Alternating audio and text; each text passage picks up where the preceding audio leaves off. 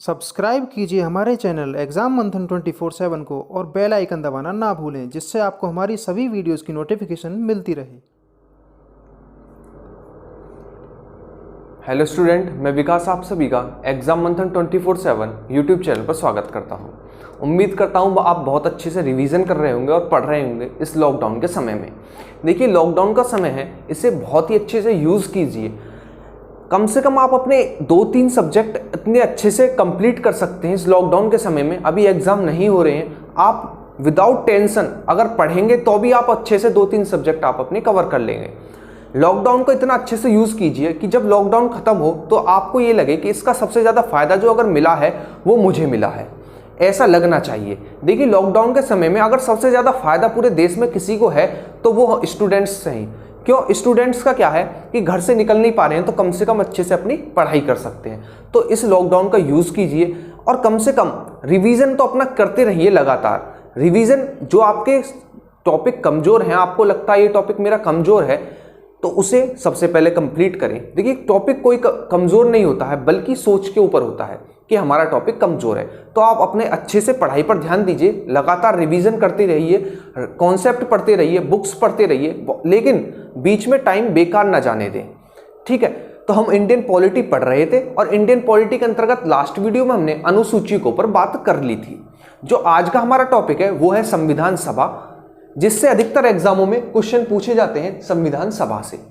पूछा जाना क्वेश्चन जायज भी है, क्योंकि हमारे संविधान का जो निर्माण शुरू हुआ उसकी पृष्ठभूमि हमारी ये संविधान सभा ही है। ना कि हमारे संविधान का निर्माण, बल्कि हम कह सकते हैं हमारे पूरे संविधान का अगर पृष्ठभूमि की बात करें तो वो हमारी संविधान सभा ही है कि संविधान सभा के लोगों ने किस प्रकार अपना योगदान दिया, किस प्रकार अपना समय दिया, जिससे हमारे संविधान का निर्माण किया। वो कौन कौन से महान पुरुष रहे, महान व्यक्ति रहे, जिन्होंने इतना बड़ा अपना समय देकर इतने बड़े संविधान को लिखा और इतने बड़े बड़े देशों के संविधान को पढ़ा, समय दिया, खर्चा हुआ। तो किन किन सदस्यों का योगदान रहा, हम उसके बारे में चर्चा करेंगे। एग्जामिनर का ये फेवरेट टॉपिक रहता है क्वेश्चन पूछने के लिए, और पूछा जाना जायज भी है, क्योंकि अगर सब पॉलिटी से क्वेश्चन पूछ रहा है तो पृष्ठभूमि से तो हमेशा क्वेश्चन पूछेगा ही। अगर 3-4 शिफ्टों में पेपर हो रहे हैं तो एक शिफ्ट में जरूर संविधान सभा से क्वेश्चन आता है। तो आपका काम है अपने कुछ समय इस वीडियो को देना, एंड तक देखना, क्योंकि नेक्स्ट वीडियो में जब मैं इसके ऊपर क्वेश्चन आंसर कराऊं तो आप आसानी से और कॉन्फिडेंस से कर सकें प्रीवियस ईयर क्वेश्चंस को। तो आइए आज का टॉपिक शुरू करते हैं। टॉपिक शुरू करने से पहले मैं आपको बता दूं, जिसको भी पीडीएफ के लिए प्रॉब्लम है वो डिस्क्रिप्शन में लिंक है टेलीग्राम चैनल की, जाकर पीडीएफ वहां से डाउनलोड कर सकते हैं और आसानी से पढ़ सकते हैं।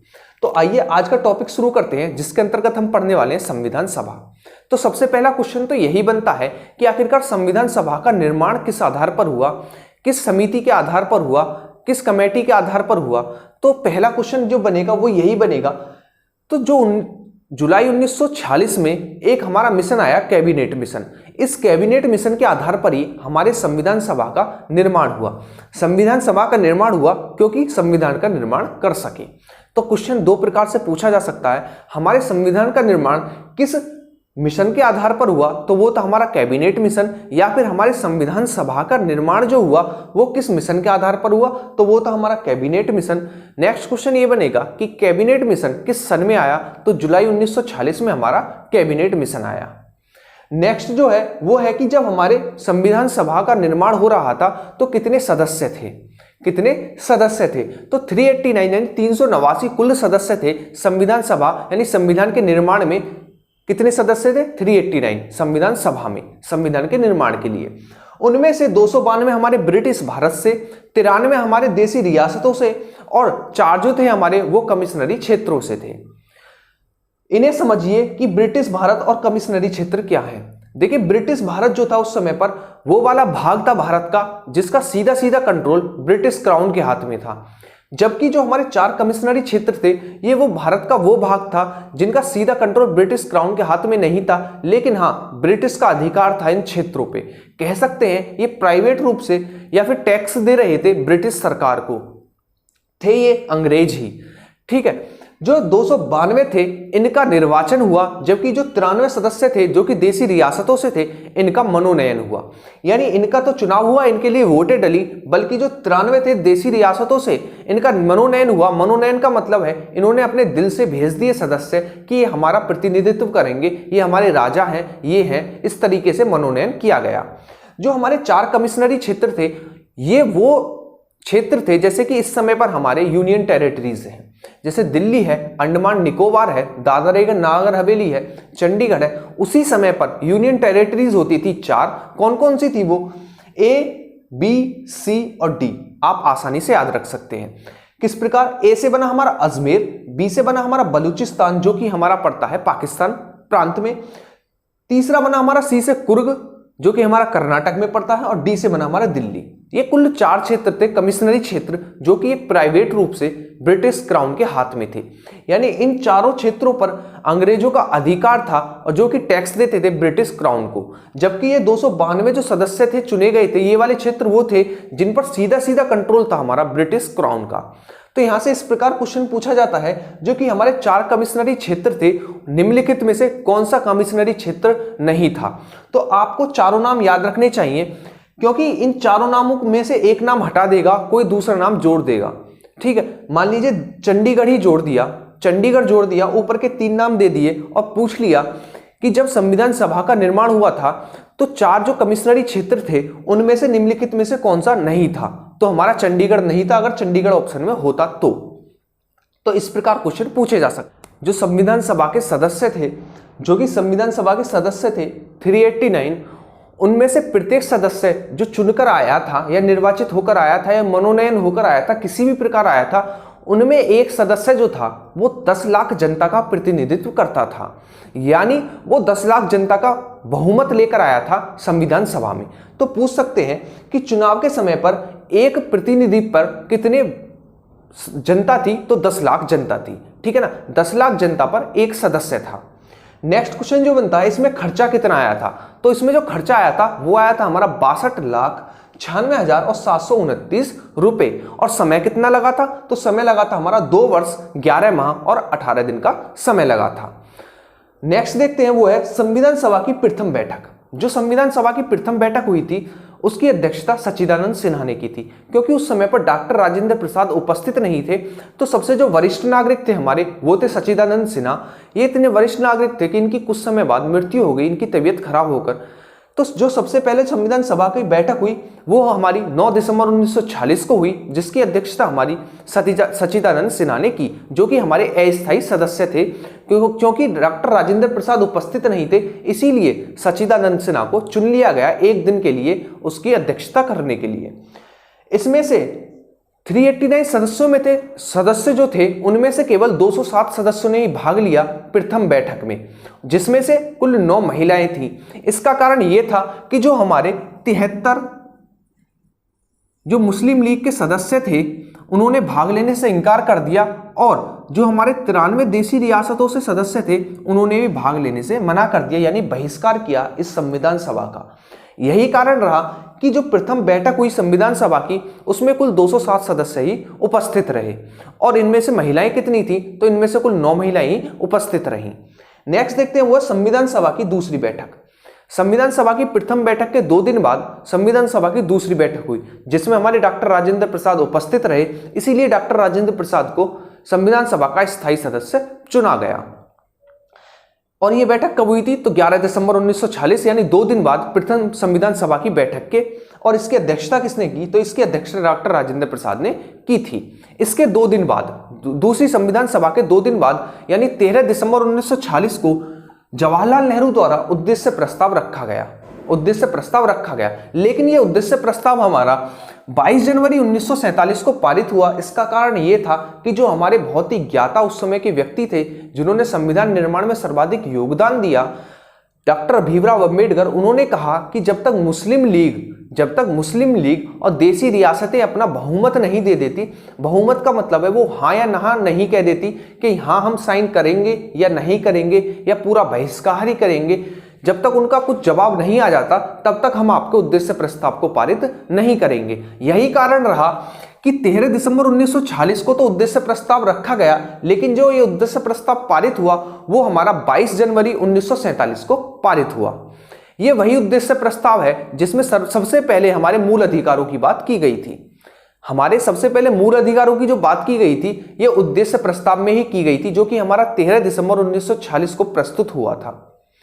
इसमें कुल कितने मौलिक अधिकारों की बात की गई थी? तो आपका आंसर होगा कुल 19 मौलिक अधिकारों की बात की गई थी। सबसे पहले मौलिक अधिकारों की बात यहीं पर की गई थी, उद्देश्य प्रस्ताव में ही की गई थी। क्वेश्चन बनेगा कि वर्तमान में कितने मौलिक अधिकार हैं? तो वर्तमान में हमारे 6 मौलिक अधिकार हैं। तो आइए एक बार रिकॉल कर लेते हैं और ये देख लेते हैं कि इससे कुछ प्रकार क्वेश्चन पूछे जा सकते हैं। सबसे पहला क्वेश्चन यहीं से देखते हैं। सबसे पहला क्वेश्चन पूछा जाएगा कि संविधान सभा का गठन किस मिशन के आधार पर हुआ? तो वो हुआ था हमारा कैबिनेट मिशन के आधार पर। और कैबिनेट मिशन भारत में कब आया? तो जुलाई 1946 में आया था हमारा कैबिनेट मिशन। नेक्स्ट देखते हैं वो है कि संविधान के निर्माण में जो संविधान सभा थी उसमें कितने सदस्य थे? तो उसमें 389 यानी 389 सदस्य थे। और वो किन किन क्षेत्रों से थे? तो 292 जो थे हमारे ब्रिटिश प्रांत से थे, यानी जिनका सीधा सीधा कंट्रोल हमारा ब्रिटिश क्राउन के हाथ में था। 93 जो थे हमारे वो देसी रियासतों से थे, जबकि 4 जो थे हमारे वो कमिश्नरी क्षेत्रों से थे। अब क्वेश्चन बनता है कि 4 कमिश्नरी क्षेत्र कौन कौन से थे? तो आपको याद रखना है वो है हमारे ABCD, यानी ए से अजमेर जो कि हमारा राजस्थान में पड़ता है, बी से हमारा बलूचिस्तान जो कि हमारा पाकिस्तान में पड़ता है, सी से बना हमारा कुर्ग जो कि हमारा कर्नाटक में पड़ता है, और डी से बना हमारा दिल्ली।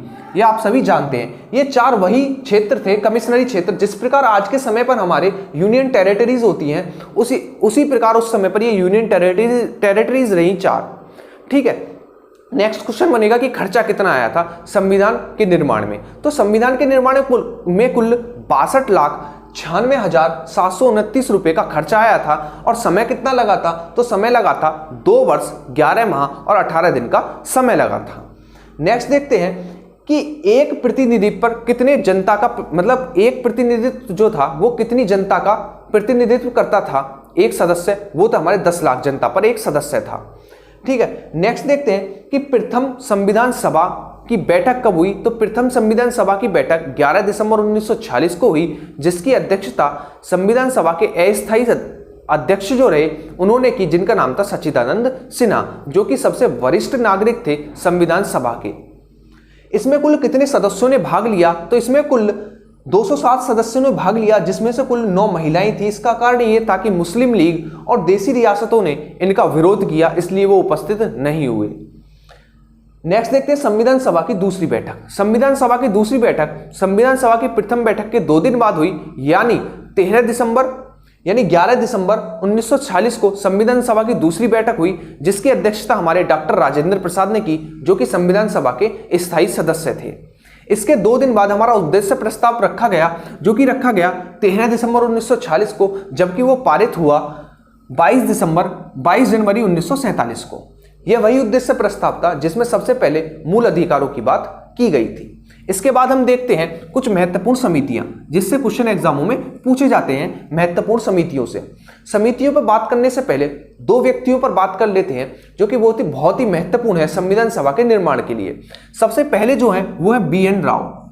जो हमारे BN राव थे, बेनेगल राव थे, ये इंटरनेशनल कोर्ट ऑफ जस्टिस में जज भी रह चुके थे। प्रथम भारतीय थे जो कि इंटरनेशनल कोर्ट ऑफ जस्टिस में जज रह चुके थे। ये बहुत ही ज्ञानी व्यक्ति थे, उस समय पर बहुत अच्छी सलाह दे सकते थे, क्योंकि कोई मामूली बात नहीं है इंटरनेशनल कोर्ट ऑफ जस्टिस में जज रहना।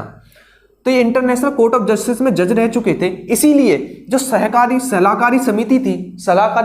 समिति थी उसके जो अध्यक्ष बने वो BN राव ही बने। वो कौन बने? BN राव ही बने। और BN राव कौन थे? तो ये थे हमारे इंटरनेशनल कोर्ट ऑफ जस्टिस के प्रथम भारतीय जो कि वहां पर जज रहे। बात करते हैं हम भीमराव अंबेडकर जी पे। देखिए, भीमराव अंबेडकर जी बहुत ही समझदार व्यक्ति रहे। इन्होंने अपनी विदेश में पढ़ाई की, उसके बाद इन्हें लगा कि मुझे चुनाव लड़ना चाहिए। इन्होंने चुनाव लड़ा और मुंबई से खड़े हुए, लेकिन जब मुंबई से खड़े हुए तो ये हार गए। तो सबसे पहला क्वेश्चन ये बनता है कि डॉक्टर भीमराव अंबेडकर सबसे पहले चुनाव कहां से लड़ा? तो उन्होंने मुंबई से लड़ा, लेकिन हार गए। उसके बाद इन्होंने हार नहीं मानी और इन्होंने जाकर कहां से चुनाव लड़ा? तो इन्होंने जाकर चुनाव लड़ा वेस्ट बंगाल से, और जाके वहां से जीत गए। लेकिन जब हमारे पाकिस्तान अलग हुआ आजादी के बाद, तो इनकी सीट जो थी वो बांग्लादेश में चली गई। इनकी सीट बांग्लादेश में चली गई और इनकी सदस्यता भी खत्म हो गई, क्योंकि सीट बांग्लादेश में चली गई तो अब ये जीते हुए नहीं रहे, यानी सदस्य नहीं रहे।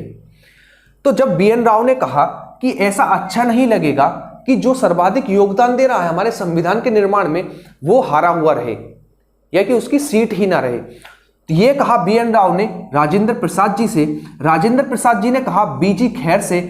BG खैर जो कि मुंबई में एक प्रधानमंत्री थे उस टाइम पर। प्रधानमंत्री का मतलब है वहां के शासक, मुंबई के शासक। और वहां पर जीते हुए व्यक्ति जो थे वो थे M जयकर। तो BG खैर ने कहा M जयकर से कि तुम बेशक जीते हुए हो, लेकिन संविधान के निर्माण में सर्वाधिक योगदान जिस व्यक्ति का रह रहा है वो है हमारे भीमराव अंबेडकर, अपनी सीट उन्हें दे दीजिए। तो जो हमारे MR जयकर थे उन्होंने अपना इस्तीफा दिया BG खैर को, और BG खैर ने किसे चुना आजादी के बाद? वो चुना मुंबई से किसे? भीमराव अंबेडकर जी को। भीमराव अंबेडकर जी को। तो ये रही हमारी भीमराव अंबेडकर जी की कहानी। सबसे पहले उन्होंने चुनाव मुंबई से लड़ा, लेकिन वो हार गए। हारने के बाद उन्होंने फिर वेस्ट बंगाल से लड़ा, लेकिन आजादी के बाद जब दो पार्ट हुए, जो कि हमारा पाकिस्तान में चला गया, बांग्लादेश में चला गया, तो उनकी सीट बांग्लादेश वाले हिस्से में चली गई, उनकी सदस्यता खत्म हो गई। तब BN राव ने, जो कि उस समय पर सबसे बड़े कानून के ज्ञाता थे, उन्होंने कहा डॉक्टर राजेंद्र प्रसाद से। डॉक्टर राजेंद्र प्रसाद ने कहा BG खैर से। BG खैर ने कहा M जयकर से, जो कि मुंबई की सीट पर जीते हुए थे। MR जयकर मान गए और उन्होंने अपना इस्तीफा दे दिया BG खैर को। अब BG खैर ने चुन लिया भीमराव अंबेडकर को मुंबई की सीट से। तो यह कहानी थी हमारी भीमराव अंबेडकर जी की थी। तो आइए अब देखते हैं कौन कौन सी समितियों के अध्यक्ष रहे कौन कौन व्यक्ति। जैसे सलाहकारी समिति के अध्यक्ष रहे BN राव, जो कि सबसे बड़े कानून के ज्ञाता थे उस समय पर, इंटरनेशनल कोर्ट ऑफ जस्टिस के जज थे। और ये कोई सदस्य नहीं थे, याद रखना है, ये BN राव कोई सदस्य नहीं थे और ना ही इन्होंने कोई फीस ली संविधान के निर्माण में, फ्री में इन्होंने काम किया। नेक्स्ट देखते हुए संविधान के निर्माण में कुल कितनी समितियों का गठन किया गया? तो कुल 13 समितियों का गठन किया गया संविधान के निर्माण में। आइए कुछ पर बात हम कर लेते हैं, जैसे कि संचालन समिति। संचालन समिति के अध्यक्ष कौन रहे? तो संचालन जो समिति थी उसके अध्यक्ष रहे हमारे डॉक्टर राजेंद्र प्रसाद, और प्रांत संचालन समिति जो थी उसके अध्यक्ष रहे हमारे सरदार वल्लभ भाई पटेल। नेक्स्ट देखते हैं वो है संघ संचालन समिति। जो हमारी संघ संचालन समिति थी इसके अध्यक्ष रहे हमारे जवाहरलाल नेहरू। और जो हमारी लास्ट है वो है प्रारूप समिति। जो प्रारूप समिति थी उसके अध्यक्ष रहे हमारे डॉक्टर भीमराव अंबेडकर। देखिए यहां से क्वेश्चन कंफ्यूज करने वाला ये आता है कि प्रारूप समिति या फिर हमारी ड्राफ्टिंग समिति जो थी इसके अध्यक्ष कौन रहे? तो इसके अध्यक्ष जो रहे वो भीमराव अंबेडकर जी रहे, लेकिन जो इसका ड्राफ्ट तैयार किया यानी इसका प्रारूप तैयार किया वो हमारे सबसे बड़े कानून ज्ञाता BN राव जी ने कहा, BN राव जी ने किया। तो क्वेश्चन दो प्रकार के बनते हैं कि प्रारूप समिति या फिर ड्राफ्टिंग समिति जो थी उसका जो प्रारूप तैयार किया था वो किसने किया था? तो वो किया था हमारा BN राव ने, जबकि अध्यक्ष बने हमारे भीमराव अंबेडकर जी। नेक्स्ट देखते हैं, ये हमने देख लिया भीमराव अंबेडकर जी पर हमने बात कर ली। अब देखते हैं इनसे क्वेश्चन किस प्रकार पूछे जा सकते हैं। तो पूछा जाएगा कि संविधान के निर्माण के समय कौन से व्यक्ति थे जो कि इंटरनेशनल कोर्ट ऑफ जस्टिस के जज रह चुके थे? वो थे हमारे BN राव। ऐसे व्यक्ति जो कि संविधान के निर्माण में भाग लिया लेकिन सदस्य नहीं रहे वो थे हमारे BN राव। नेक्स्ट बनेगा कि सलाहकारी समिति के अध्यक्ष कौन थे? तो वो थे हमारे BN राव, क्योंकि कानून का इन्हें बहुत अच्छा ज्ञान था उस समय पर। नेक्स्ट देखते हैं वो है कि संविधान के निर्माण में कुल कितनी समितियों का गठन किया गया? तो कुल 13 समितियों का गठन किया गया। नेक्स्ट क्वेश्चन ये बनेगा कि संचालन समिति के अध्यक्ष कौन थे? तो वो डॉक्टर राजेंद्र प्रसाद थे। प्रांत संचालन समिति के अध्यक्ष कौन थे? तो सरदार वल्लभ भाई पटेल थे। संघ संचालन समिति के अध्यक्ष कौन थे? तो वो हमारे जवाहरलाल नेहरू थे। और प्रारूप समिति के अध्यक्ष कौन थे? तो भीमराव अंबेडकर थे। लेकिन प्रारूप समिति का प्रारूप किसने तैयार किया था? तो BN राव जी ने तैयार किया था। नेक्स्ट देखते हैं कि भीमराव अंबेडकर संविधान का जनक किसे कहा जाता है? तो भीमराव अंबेडकर जी को कहा जाता है, जबकि संविधान की जननी की संज्ञा भीमराव अंबेडकर जी को किसने दी है? तो वो दी हमारे KV राव जी ने। ठीक है, संविधान का जनक हमारा भीमराव अंबेडकर जी को कहा जाता है, लेकिन संविधान की जननी की संज्ञा भीमराव अंबेडकर जी को किसने दी? तो वो KV राव जी ने दी। भीमराव अंबेडकर जी सबसे पहले कहां से चुनाव लड़े? सबसे पहले मुंबई से चुनाव लड़े, जो कि हार गए। दोबारा कहां से लड़े? तो वेस्ट बंगाल से लड़े, जो कि जीत गए। लेकिन आजादी के बाद वो वाली सीट हमारी बांग्लादेश में चली गई, इसी कारण उनकी सदस्यता खत्म हो गई। BN राव ने फिर कहा डॉक्टर राजेंद्र प्रसाद से कि ऐसा अच्छा नहीं लगेगा कि जो व्यक्ति सर्वाधिक योगदान दे रहा है वो किसी भी सीट से जीता हुआ ना हो। तो डॉक्टर राजेंद्र ने BG खैर से कहा, BG खैर ने MR जयकर से कहा, जो कि मुंबई की सीट पर जीते हुए थे। MR जयकर मान गए, उन्होंने अपना इस्तीफा BG खैर को दे दिया और BG खैर ने चुन लिया मुंबई की सीट से डॉक्टर भीमराव अंबेडकर जी को। तो ये इस प्रकार के क्वेश्चन हमारे बन सकते हैं इस वाले पोर्शन से। नेक्स्ट देखते हैं, वो है कि कुल अधिवेशन कितने हुए थे संविधान सभा के निर्माण में। तो कुल अधिवेशन हुए थे हमारे 12। इन्हें हम इस प्रकार देख सकते हैं 11+1। 11+1 का मतलब है कि जो 11 हुए थे वो हमारे संविधान के निर्माण के लिए हुए थे, लेकिन जो हमारा 12वां था एक, जो कि हमारा फाइनल हुआ था, जिस दिन हमारा संविधान फाइनल हुआ था, जो कि हमारी लास्ट बैठक थी, वो हुई थी हमारी 24 जनवरी 1950 को। तो क्वेश्चन इस प्रकार आ सकता है कि संविधान के निर्माण में कुल कितने अधिवेशन हुए थे। तो कुल हमारे 11 अधिवेशन हुए थे। 11 ही ऑप्शन में अधिकतर 11 रहता है। अगर ऑप्शन में 12 ना हो तो आपको 11 लगाना है, यदि ऑप्शन में 12 हो तो आपको 12 लगाना है, क्योंकि लास्ट वाला जो था हमारा वो फाइनल था। ठीक है, फाइनल था, जिस दिन सब कुछ फाइनल किया गया था। इसे अधिवेशन के रूप में नहीं मानते हैं, क्योंकि उससे पहले सभी काम हो चुके थे। इस दिन तो सभी की बैठकर सहमति ली गई थी केवल। तो अगर ऑप्शन में 12 हो तो 12 लगाना है, और 11 हो, ऑप्शन में 12 ना हो तो हमें 11 लगाना है, क्योंकि एक जो था हमारा जिस दिन फाइनल हुआ था, हमारी संविधान सभा की फाइनल बैठक थी, वो हुई थी हमारी 24 जनवरी 1950 को। तो यहां से इस प्रकार क्वेश्चन भी पूछा जा सकता है कि जो हमारी अधिवेशन था, अंतिम अधिवेशन था संविधान के निर्माण में, वो कब हुआ था। तो वो हुआ था हमारा 24 जनवरी 1950 को। ये आपको याद रखना है। नेक्स्ट देखते हैं कि हमारा संविधान अंगीकृत कब किया गया था। हमारा संविधान अंगीकृत कब किया गया था। तो हमारा संविधान 26 नवंबर 1949 को अंगीकृत किया गया था। अंगीकृत का मतलब है कि अपना अंग बना लिया था हमने संविधान को, ये हमारा अंग रहेगा। देखिए, जब अंग बना लिया तो अंग कार्य करना भी शुरू करेगा, अंग कार्य करना भी शुरू करेगा। तो यही कारण था, जिस दिन अंगीकृत किया गया उस दिन हमारे 15+1 अनुच्छेदों ने काम करना शुरू कर दिया। इसे समझिए 15+1 अनुच्छेद क्या है। 15 का मतलब 15 तो हमारे अनुच्छेद थे, जैसे राष्ट्रपति से संबंधित, नागरिकता से संबंधित, ठीक है, इस प्रकार के अनुच्छेदों ने काम करना शुरू कर दिया था। लेकिन जो हमारा एक था, ये वाला जो हमारा 16वां था, इसमें लिखा हुआ था कि 15 जो हमारे अनुच्छेद में क्या क्या लिखा हुआ है। ठीक है, यानी जो एक था, हम इसे इस प्रकार समझ सकते हैं कि इसके अंतर्गत लिखा हुआ था 1 2 3 4 ऐसा करके 15, कि 15 को अंतर्गत क्या लिखा हुआ है, इसे हम इंडेक्स भी कह सकते थे, जो कि हमारा 16वां अनुच्छेद था। ठीक है, नेक्स्ट हम देखते हैं कि जिस दिन फाइनल हुआ था, हमारा अंगीकृत हुआ था, क्या चीज अंगीकृत हुई थी, संविधान हमारा अंगीकृत हुआ था, उस समय पर कितने सदस्यों ने हस्ताक्षर किए थे। तो आपको याद रखना है, कुल 284 सदस्यों ने हस्ताक्षर किए थे। कुल 284 सदस्यों ने हस्ताक्षर किए थे। आपको 2 नाम याद रखने हैं। इन नाम याद रखने से पहले, उससे पहले कुछ डिस्कस कर लेते हैं कि जब 389 सदस्य थे किसमें, संविधान सभा में, लेकिन जब हमारा पाकिस्तान अलग हो गया तो उसके बाद कितने सदस्य बचे। तो उसके बाद केवल 299 सदस्य ही बचे 389 में से। कितने, 299 सदस्य बचे। तो यहां से क्वेश्चन इस प्रकार पूछा जा सकता है कि पाकिस्तान के अलग होने के बाद संविधान सभा में कितनी सीटें बची। तो आपका आंसर होगा 299, यानी 299 सीटें बची 389 में से।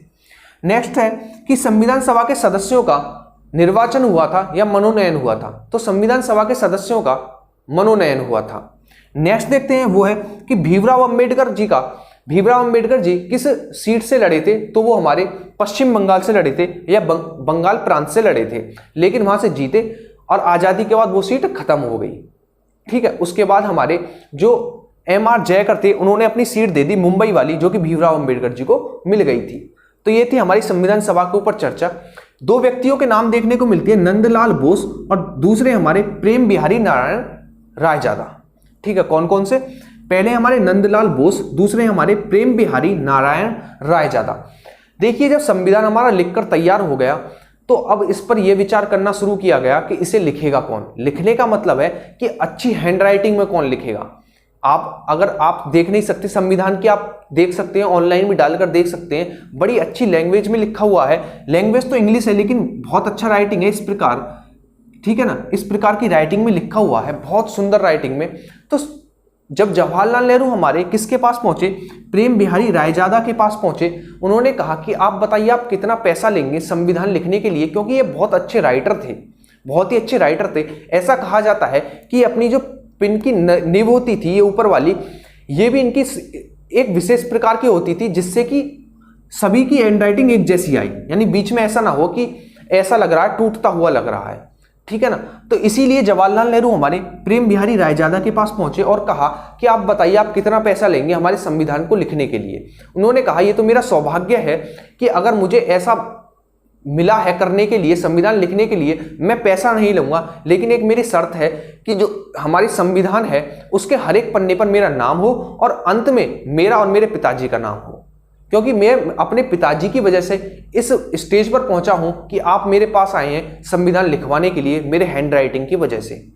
तो यही कारण है कि संविधान की जो हमारे हर एक पेज पर जो प्रेम बिहारी रायजादा का नाम देखने को मिलता है और अंतिम पेज पर हमारे प्रेम बिहारी रायजादा व उनके पिताजी के फोटो देखने को मिलता है। जो हमारे नंदलाल बोस थे उन्होंने क्या किया था, जो नंदलाल बोस थे, जैसे कि हमारा ये संविधान का पेज है, ये संविधान का पेज है, इसके चारों तरफ बड़ी अच्छी डिजाइन देखने को मिलती है, बड़ी अच्छी डिजाइन देखने को मिलती है। ये डिजाइन ही, इस डिजाइन का निर्माण ही नंदलाल बोस जी ने किया था। ऐसा कहा जाता है ये एक डिजाइन नहीं है, बल्कि इसमें हमारी जो आजादी थी, हमारी जो 1857 की क्रांति थी, हमारे जो आंग्ल बांग्ला युद्ध हुए जिसमें हमारे सैनिक मारे गए, सभी का वर्णन इन बीच वाली लाइनों में कर दिया गया है चित्रों के माध्यम से, ठीक है। और किसने किया था, तो वो किया था हमारा नंदलाल बोस जी ने, जबकि प्रेम बिहारी नारायण रायजादा जो थे उन्होंने अपनी हैंडराइटिंग दी थी संविधान के लिए, संविधान को लिखने के लिए। और संविधान हमारा किस भाषा में लिखा गया था, तो इंग्लिश में लिखा गया था। बहुत अच्छी हैंडराइटिंग है, आप देखना नेट पर डाल के। इसी के लिए इन्हें चुना गया था प्रेम बिहारी रायजादा को, और हमारे नंदलाल बोस जी ने डिजाइन दी थी हमारे संविधान के पन्नों पर, जो कि हमें देखने को मिलती है। तो ये थे हमारे आज का टॉपिक जिसका नाम था संविधान सभा। नेक्स्ट वीडियो में हम इसके ऊपर क्वेश्चन करेंगे जो थोड़ा बहुत छूट गया है, लगभग मैं 50-60 क्वेश्चन लेके आने वाला हूं, तो हम उस वीडियो में कवर कर लेंगे जो थोड़ा बहुत हमारा छूट गया है, ठीक है। तो मिलेंगे नेक्स्ट वीडियो में। सभी स्टूडेंट्स रेगुलर रहिए, वीडियो देखते रहिए और लाइव आकर देखा करें। इससे क्या होगा, आप कमेंट में अपनी आंसर करेंगे तो आपकी प्रैक्टिस होगी, आपको चीजें लंबे समय तक याद रहेंगी। जिन स्टूडेंट्स को नोट से संबंधित दिक्कत है या फिर चैनल पर नए हैं, उन्हें मैं बता देता हूं, जाइए डिस्क्रिप्शन में टेलीग्राम चैनल की लिंक है, आप जाकर डाउनलोड करके वहां से ज्वाइन करके वहां से डाउनलोड कर सकते हैं सारी पीडीएफ। मिलेंगे नेक्स्ट वीडियो में, जब तक आप कीजिए रिवीजन। नेक्स्ट वीडियो में हम क्वेश्चन करने वाले हैं, उससे पहले आप इस वीडियो को बहुत अच्छे से 1-2 बार देख लेना, ठीक है। मिलेंगे नेक्स्ट वीडियो में, अच्छे से करना है रिवीजन। जो मेरी पुरानी वीडियो है उनका भी रिवीजन आप कर लेना। Thank you.